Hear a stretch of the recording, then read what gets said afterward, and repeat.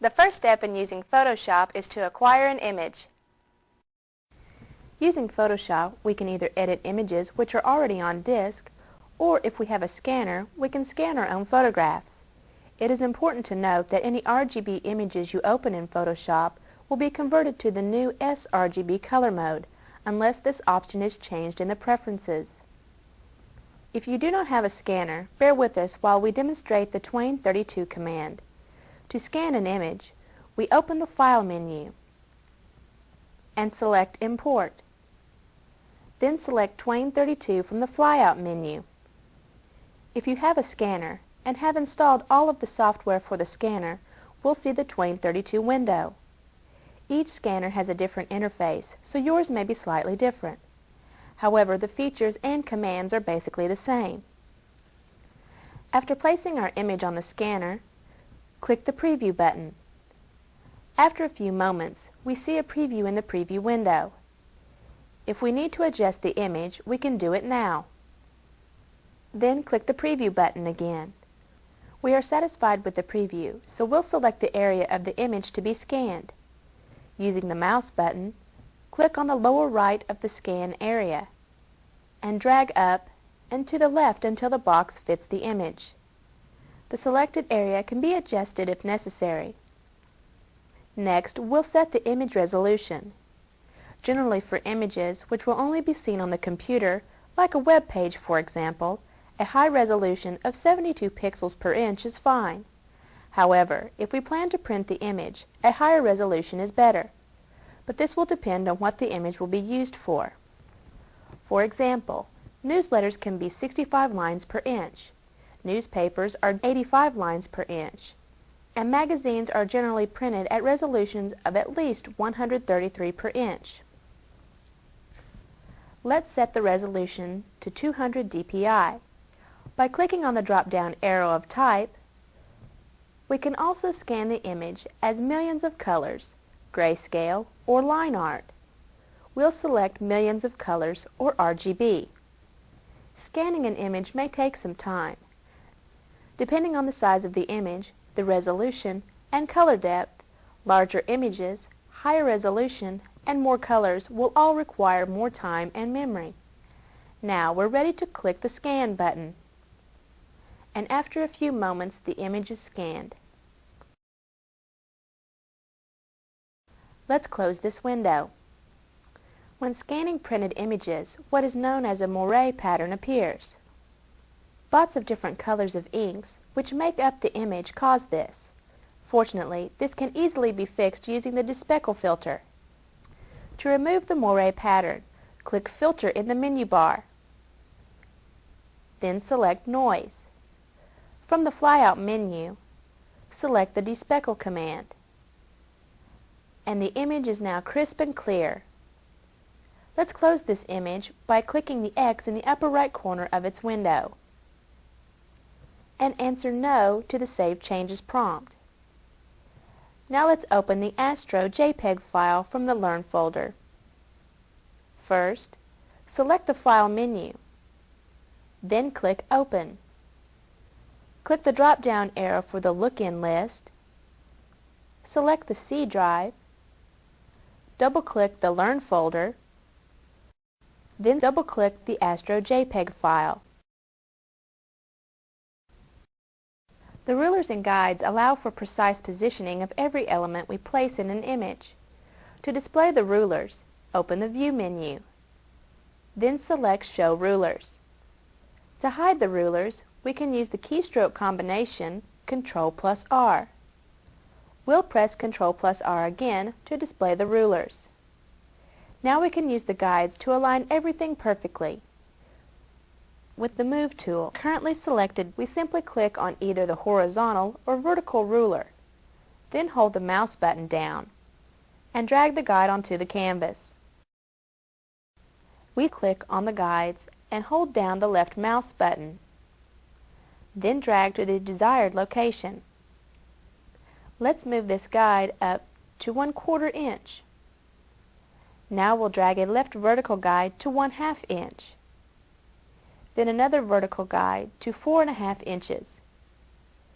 Finally, we'll drag a horizontal guide to 4 inches.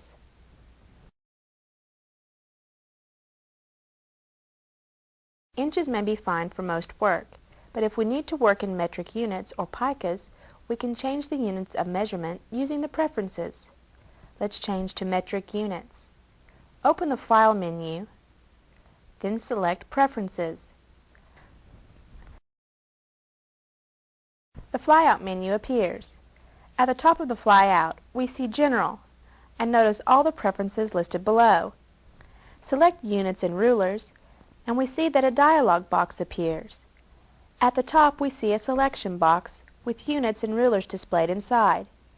Next, we see the Rulers area with inches selected. To change this, we click the Rulers drop-down arrow. Then select cm from the list.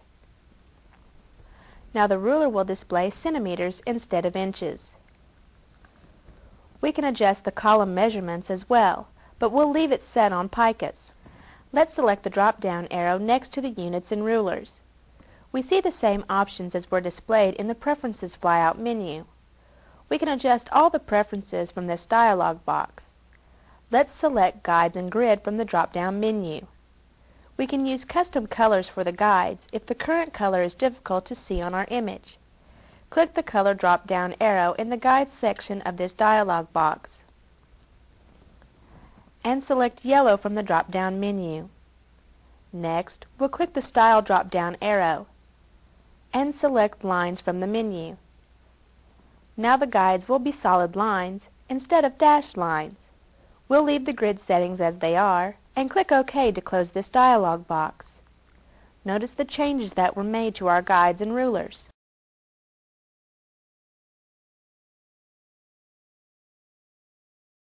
When we scanned this image, it was not positioned correctly on the scanner. Now our image is crooked. This can be fixed quite easily using the free transform command. First, we'll press the F key to switch to the full screen view. This will allow more area to adjust the image. Next, we press Ctrl+A to select the entire image. Let's press the Tab key to hide the toolbar and palettes for a better view of the image. Now we press Ctrl+T for the free transform command. Notice the boxes that appear at each corner of the image and at the middle of each side. These are called handles. We can use these handles to rotate, scale, or stretch the image.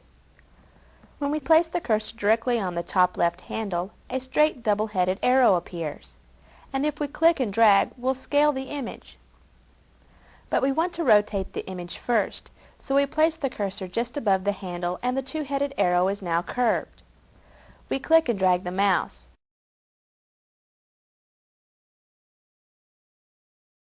And the image is rotated.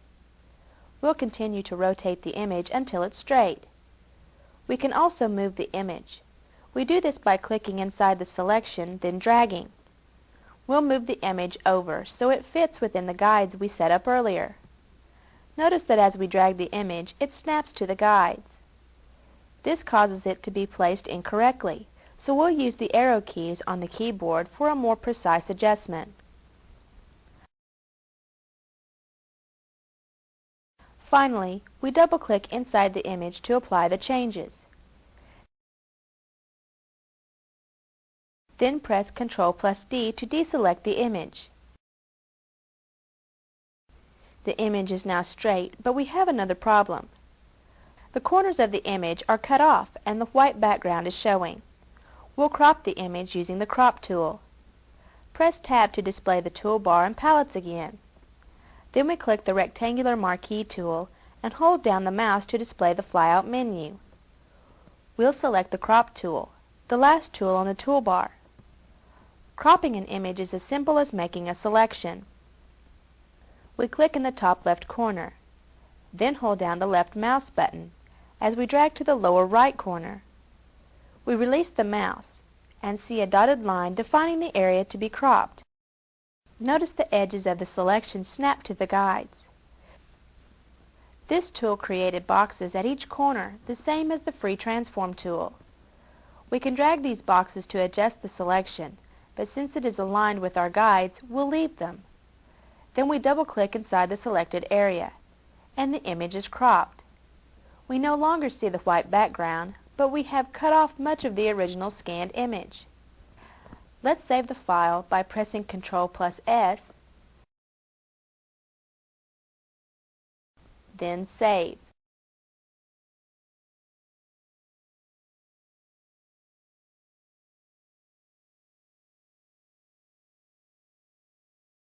Let's review what we've covered in this chapter. We learned how to scan an image using the Twain32 interface. We performed a preview scan, then selected the area to be scanned. We displayed the rulers and guides, then changed the measuring units using the Preferences dialog box. Finally, we straightened the image using the Free Transform command and cropped the image.